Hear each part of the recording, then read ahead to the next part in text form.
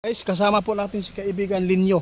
Nagbabala po si kaibigan po natin ngayon dito sa ating bansa dahil po totoo po itong impormasyon na nakuha ng ating kaibigan na ito po ang plano ng bansang ito.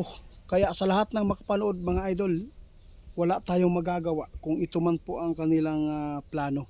Sigurado guys, kung walang magtatanggol sa atin, tapos kulob ato ang kaldero. Ingon ni kaibigan. Kaibigan. Diyos ko kaibigan. Ito po ang nakikita po ninyo na plano talaga. Di ba ipinapaabot na po ninyo ito noon kaibigan? Guys, isa po tayo dito guys na pinaplanuhan talaga na kukunin itong bansa natin. Napakadelikado. Kailangan talaga natin na ang ating mga namumuno sana hindi lang po sa sobrang takaw ninyo ng pira ang inyong inatupag.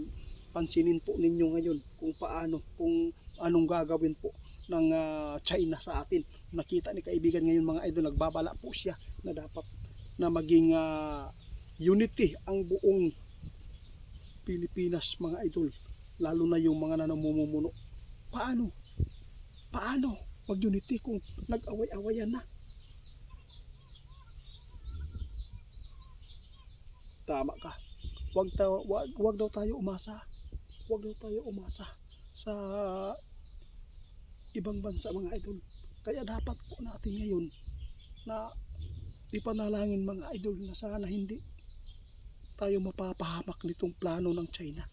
Isa pala tayo dito na planuhan na nila na agawin ang ating bansa. Wala daw tayo magagawa, sabi ng ating kaibigan, no? Naku, nakakaawa natin mga idol.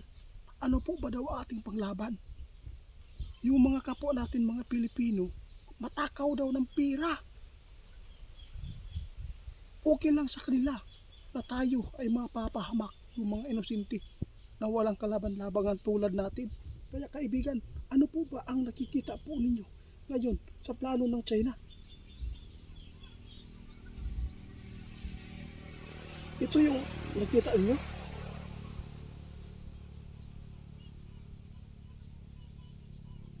Na wala gyud tay mahimo mga idol. Talagang kumpirmado ngayon.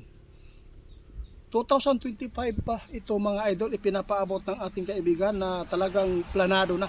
Pinaplanuhan na talaga tayo. Matagal na, pero hindi lang nila talaga mapasok-pasok agad dahil hindi pa nila lubos nakuha yung mga ibang mga malapit sa kanila tulad ng Taiwan, sa iba ko lang kung yung mga malapit-lapit po doon sa boundary ng China. Yun po ang sinabi ng ating kaibigan ngayon na kailangan daw talaga ngayon ang Pilipinas magpalakas, mag unity na. Pero paano na lang ito kaibigan? Puro naman away. Mga kapwa Pilipino nagpapatayan. Paano na lang? Wala tayong magagawa mga idol. Wala tayong kalaban-laban kahit ano pa ang kukunin natin ng mga armas na galing sa ibang bansa ngayon. Tigok pa rin tayo. Wala talaga. Sinabi ng ating kaibigan, kahit sabihin pa ninyo, minahal tayo ng Panginoon. Minahal. Kung sumunod kayo ng utos niya, may sumunod ba dito?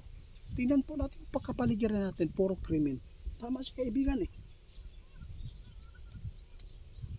Tama. Swerte talaga ang nasa bundok ngayon. Yun po ang sabi ng ating kaibigan. Kung may bundok kayo mga idol ha, wag po natin baliwalain ha. Ang World War III mga idol, talagang mangyayari yan. Yung agawan po ng bansa, mangyayari yan. Planado daw, sabi ng ating kaibigan. Kinumpirma ng ating kaibigan ngayon kaya ipinapaabot po niya agad. Dahil sa lahat ng makapanood sa aming video, guys, alagaan natin ang bundok ngayon ha. Dahil isa po ang bundok ngayon ang pwede natin mapupuntahan. Sa ngayon, hindi pa mahalaga sa iba. Dahil po wala pa namang mga kaguluhan na tulad po sa ibang bansa. Alam po ninyo guys, kinumpirma ni kaibigan na malapit na talaga plano nila na pag-agaw dito sa ating teritoryo. Wala tayong magagawa mga idol. Ano pang nagagawa natin? Kahit no, binangga pa tayo, no? Doon sa barko nila. May nagawa ba tayo? 'Di ba wala, puro iwas. Mas lalo na kung totohanan na labanan. Nirespeto lang ni si Jinping ngayon dahil po alam na po ninyo kung sino ang ano dito. Sa totoo lang mga idol, nakakaawa tayo kung hindi tayo mag-unity yung buong mga Pilipino dito sa ating bansa. Dahil wala tayong kalaban-laban. Nakakaawa, napakasakit itong balita ni kaibigan. Grabe kaibigan, no? Kailan na po ninyo ito nakita ulit? Salamat po. Matagal na po daw ito nakita ng ating kaibigan na ito talaga ang plano sa 2024-2025 pa ito mga idol. Planado na talaga. Na isa po pala tayo dito, nasakupin po ng China. Paano tayo, no? Sa bagay, kung sakupin, baka ma-okay ang next generation natin dito. Sana po. Guys, maganda kayo guys sa masama na itong balita.